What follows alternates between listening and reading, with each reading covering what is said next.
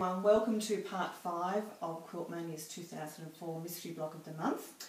What we're going to concentrate on this time is 1.5 inch finished applique borders, which are going to look like this. Okay. Now, Flick and Fletch are here to help me tonight, but it is the dead of winter in Melbourne. They've both got sore throats and the fire is blazing in our living room, so I actually don't imagine they're going to stay with us too long, so we'll see how we go.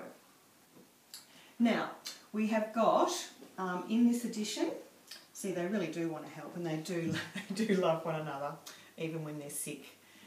We have got only one new fabric for this part, and all the rest are reds and pinks that have come from part 1, 2, 3 and 4.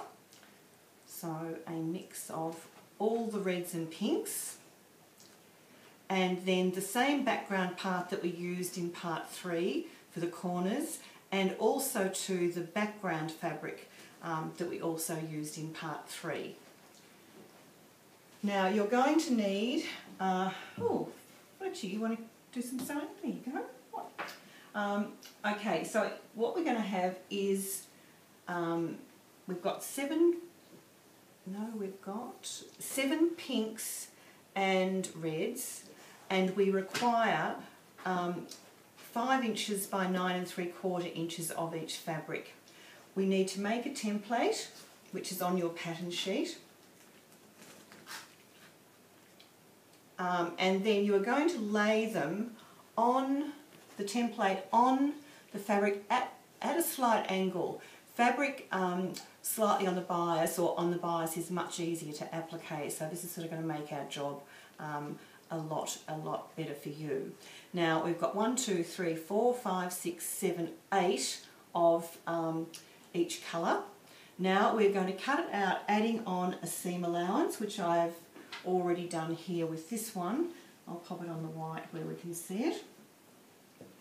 So if you look here, I have got maybe a smidge more than 1/8 of an inch seam allowance. This is a really easy shape to applique, but you'll notice I haven't been skimpy with the seam allowance on the corners. I've got a good seam allowance here and here, because I'm going to actually show you shortly a little tip for making it easy to turn corners when you applique. Now we are going to make 4 strips like this. Our background strip of the background fabric is going to be 1.5 inches finished in width by 42 inches finished long. I would suggest you actually cut your pieces 2.5 inches wide by 43 inches long. Then when the applique is complete, we'll trim it back to the correct size. Now all these measurements will be in your pattern sheet when part 5 comes out in Quilt Mania. Now we also have little circles on the corner squares. So these I did in a similar fashion to part 2, except because we only have 4 corners, we only have 4 of them. And I have actually drawn the squares on the back and then appliqued a circle to the centre of each one. Now the piece of fabric required for this is going to be 2.5 inches by 8 3/4 inches. And then once the applique is complete and you've pressed it, we can then actually just cut these apart. No, you're too young to play with scissors, Fletch. Not well, are you, hey? You love your mum? Do you love your mum? Like so. Until we have 4 squares with seam allowance added.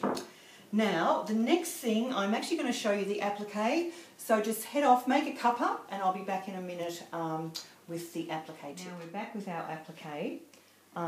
Flick and Fletch have got heavily involved now, and Fletch has just been saying he wonders if Guy is a little bit jealous of his scarf. Now, I have started sewing at one of the points here, and I have stitched all the way around to the next point. Now, this is a technique I was fortunate enough about 20 years ago to go to Ellie St Kevich's applique school. Ellie's someone I've always admired, and she is the main reason that I actually love applique. She's a beautiful lady and her work is absolutely beautiful. I have been trying to think over the last couple of weeks who taught me this tip at the applique school, and I think it was a lady called Anne Connolly, and I do apologise if I have that name wrong.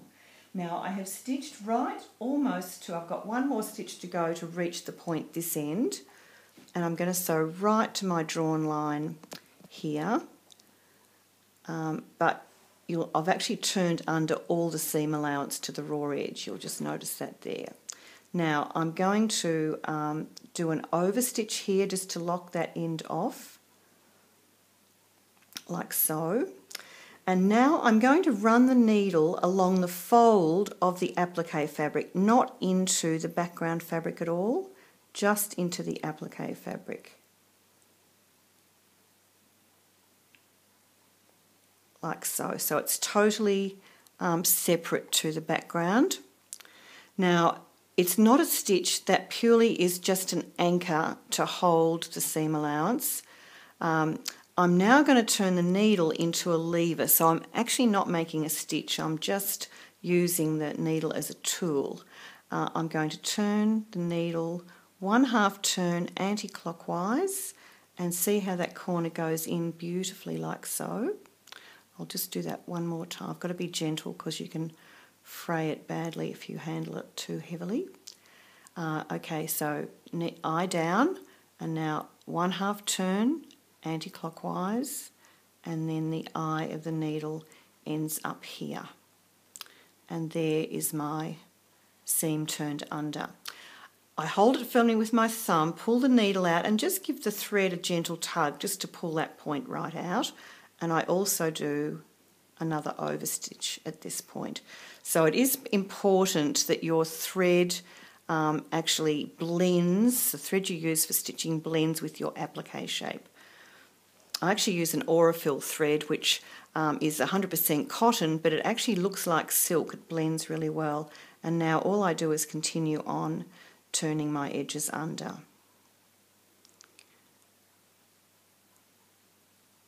And there's a beautiful sharp point, can you see that?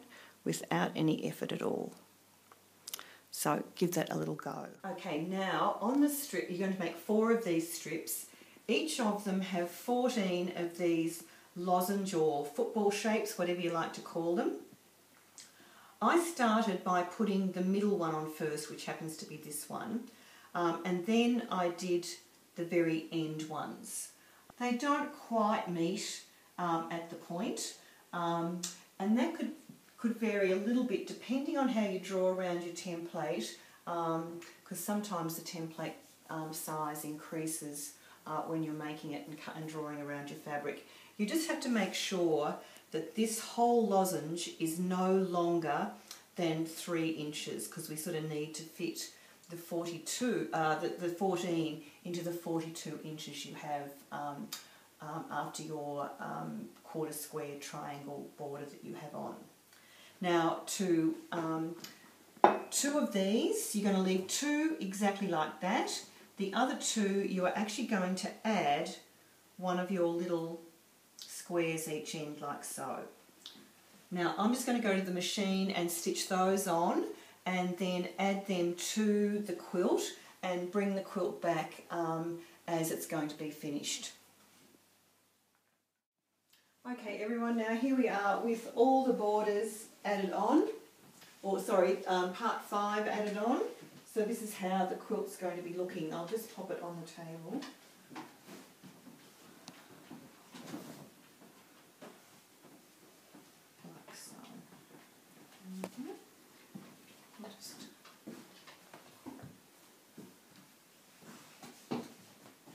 So there we are, up to part 5. So now we've just got part 6 to go. Just a little something extra you'll need in part 6 are some more papers for some work we're going to do there, and they are 1 inch diamond, 1 inch 6-pointed star diamonds, okay, like so. All right, so if you can have those ready, you'll be all set to go when part 6 comes.